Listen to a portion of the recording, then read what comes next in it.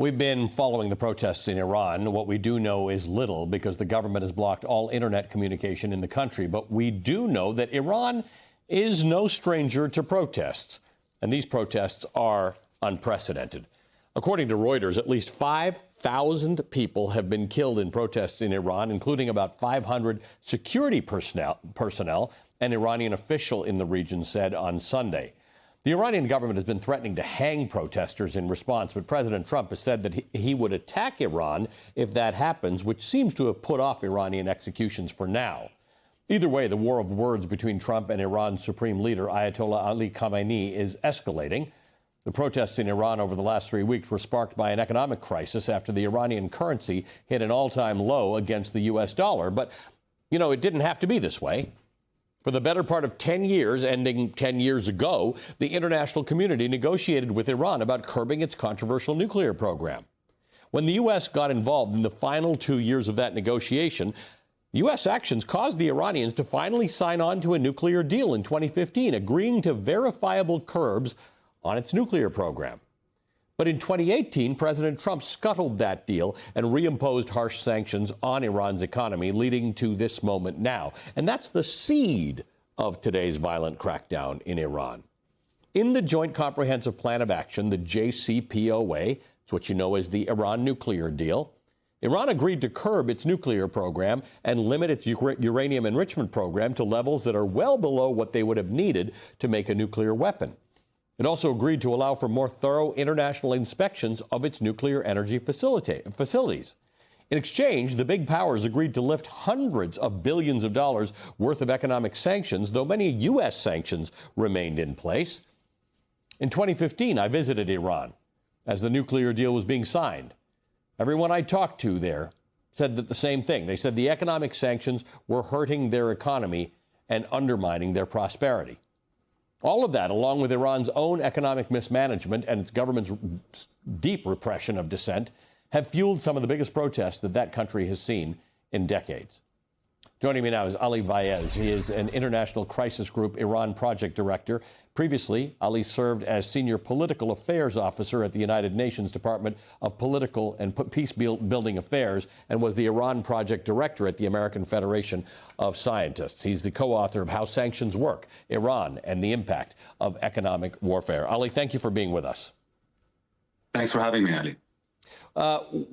We have to look at the JCPOA, the Iran nuclear deal, because in 75 years of muddling around in Iran, it was one of the few things that showed some signs of progress. I don't know if that's even a reality today. Both sides have in the last year or so expressed interest in getting back to some sort of a deal. But the U.S. did bomb Iran last year, and Iran has got a hardline government that's doing remarkably brutal things at home. So I don't know, what do you think success looks like here? Well, look, Ali, I think it depends on how you define success. If success was to prevent Iran from having a pathway to nuclear weapons, if you had asked me prior to the U.S. joining Israeli attacks on Iran's nuclear program last summer, how long it would take for Iran to enrich enough uranium for a single nuclear weapon, I would say about 6 days. And if you had asked me how long it would take for Iran to then fashion that fissile material into a rudimentary nuclear weapon, I would tell you about 6 months. That timeline is exactly the same now, because right. Iran still has almost half a ton of near bomb-grade uranium, which is unaccounted for. And if you look at the degree of violence, just brute force that the regime deployed against protesters at home this time around, when it felt not just internal pressure, which it has felt before for many years, but it also felt an external threat because the President of the United States, for the first time since the 1979 revolution, threatened to intervene directly and militarily in Iran's internal affairs. And so, I look across the board. On the nuclear front, I don't think the problem is resolved, and the regime has become so much more aggressive towards its own people. Venezuela was instructive, right? Because we've had an attempt at doing something to a regime that America doesn't like. And most Americans have come away thinking, well, that felt a little incomplete. We're not quite sure, was that successful or not successful? The same danger exists in Iran, right? You can say you don't want the Ayatollah Ali Khamenei there, but He has a successor who is likely his son. There is the son of the former Shah who is sort of looking to get back into the mix. It's not clear what happens. Are we just looking to get rid of this Ayatollah, or are we looking to just put Iran in its place, or are we looking for a new regime? And how do you discuss any of this while centering the actual 92 million Iranian people in that country? That's the key question. And look, the reality is that there is no shortcut to a solution that would be a perfect solution for the United States. I know that the president prefers low-cost, high-impact, quick solutions, easy wins. But first of all, there is no remote-controlled regime change option available.